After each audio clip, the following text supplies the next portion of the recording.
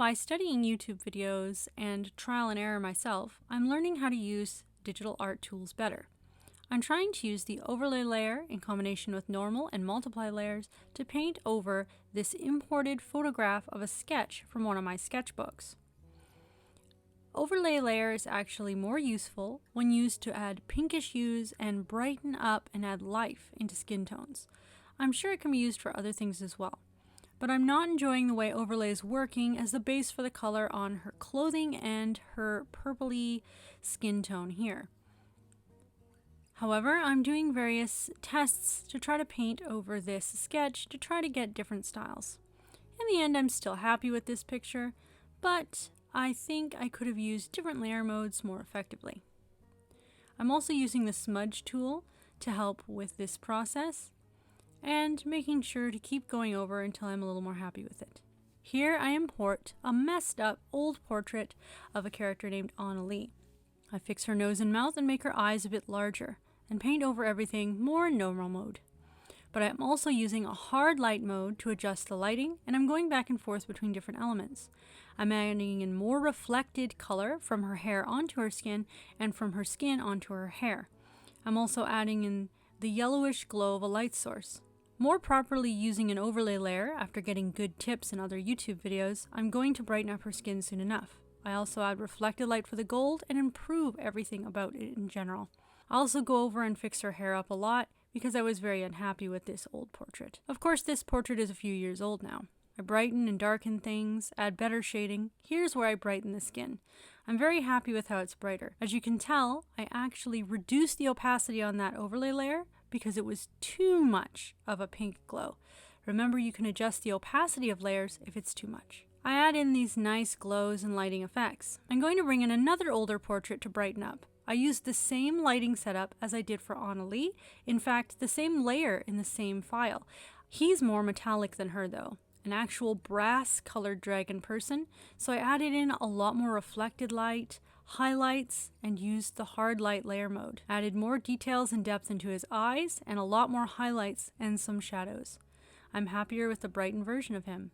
I think I did a good job continuing to capture his personality of being fun, bright, and a joy to travel with as a companion. From the photograph of this, I do a completely digital line art on a layer on top of the photograph after resizing. It's an 8.5 by 11 canvas, so that it would be ready for printing. I have a scanned line art imported on my computer, but it's very, very hard to put files from my computer onto my iPad. It's actually easier for me just to redo the whole line art. I lowered the opacity on the imported photo, so that wouldn't get confusing. I'm trying out different things here. Keeping the line art on its own layer, I then did a color flats by using the automatic selection and inverting. I fill in a solid color on its own layer. I can then use alpha lock and clipping mask of options to stay painting only on the areas I'd already laid down color. After a while, the background will get annoying to me, and I normally don't work with bright whites in the backgrounds. It's unusual that I decided to this time. I'm trying out different things I've been learning and practicing lately in order to get my art style to improve. Better lighting, better shading, and better overall painting. I'm using different layers to my own advantage. I keep the base color and the underneath armor on the bottom layer underneath the lines, the cloak above that, the skin, and then the hair above that. I'm mostly using the normal mode layer and different brushes. I'm glad I made a custom very soft airbrush in order to create softer gradients and transitions, and of course ambient occlusion type lighting. From all the studying I've been doing lately, I've learned how to do better shading and better lighting. It's very important to practice the things you learn from art tip videos and tutorials rather than just writing down notes and thinking about it. I really advise you go in and try out those tips. It really helps you actually learn and remember them a lot better. Of course, I also advise you literally write out notes from these tips as well, rather than just practicing or just thinking about it. I think a combination of writing things down, practicing and thinking about it, as well as trying out new things for yourself and things you're inspired and ideas you have. Don't just follow the tips of others, also forge your own path and try to figure out what works for you and how you can use art tools in your own way. This is Azazel Rosecloak. He's a Were-Tiger Ranger, an important character in a campaign I'm currently DMing for 5e D&D in the Midgard campaign setting. In fact, all these characters here are from that campaign. He is actually a very fun character, who is actually quite powerful as he's immune to non-magic, non-silvered weapons, which can be a challenge as a DM to make him able to be injured. Next is Garageband. He is an Archmage wizard character, an NPC that the player characters in my campaign recently met, and I'm intentionally using a particular art style I used to paint all of the professors at this academy, and I'm trying to keep it more to that style. Unlike a lot of these other ones, the sketch layer where I initially drew him is the same layer as the final line art, which is done in a sort of thick, painterly style using a downloaded brush called Adobe Brush. I've also made modifications of this brush to make a fine line and stabilized version. So rather than doing a new layer, I'm actually erasing and repainting on that same sketch layer to correct and clean up the sketch lines. It helps keep the initial feeling and energy of the sketch without having to worry about it getting too stiff when you do a separate line art. I do the background on the layer behind that. I fill in a flats layer and a hard light highlight layer. I'm working on different layers based on my mood. I'm keeping in mind the overall look. I end up deciding to do a lot of the highlighting and a lot of the shading before any of the mid-tone colors besides the base flat layer. Because these shadows are on a multiply layer and will apply over top, I focused more on the skin and the highlights, which is a little bit of a different order. When you see flashes of colors here, that's me turning back on my initial note layer, which had swatches for the final color design. I accidentally painted his eyes in turquoise, but that was actually supposed to be his hair color, and when I double checked I realized, oops, that was supposed to be his hair color. His eye color is actually gold. For the professors in the academy, I used my random dice creation charts to decide almost everything about them. Their physical appearance, gender, quirks, eye, hair color, and all sorts of other things were from my random dice creation charts. I've also been trying an extra lighting trick by creating soft light layers above and changing the glow color to more of an orange tone and then Gaussian blurring it and lowering the opacity, moving it slightly over so it makes a warm orangey color between the main yellowish highlight and the main skin tone. This can work rather well, but it depends on the exact style you're working with for your artwork and what you're trying to do with the lighting.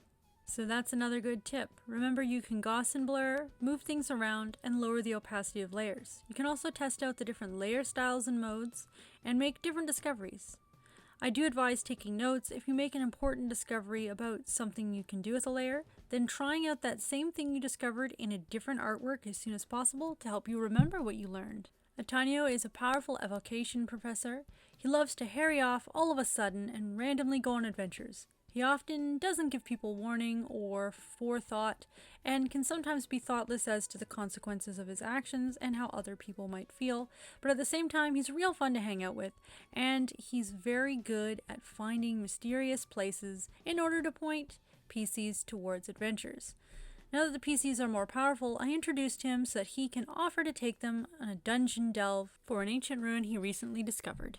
This is Zysa Sky Scorpion, one of the main characters in the campaign.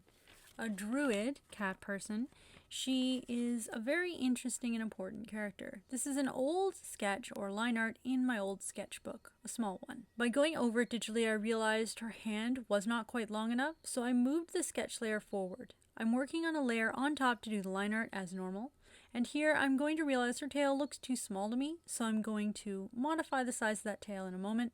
I also slightly changed the angle of the arrow, which I think is a bit messed up, and make any other corrections as needed. Once I finalize the line art by adding some thickness in areas and making corrections, on a layer underneath I decide to fill in the background. I can also use different layers to create this background and work things out using different texture brushes. If I want, I can also use different layer modes like multiply to add in shadows, and I can use different types of brushes to add things in. I did use some tree and plant brushes to help with the far background.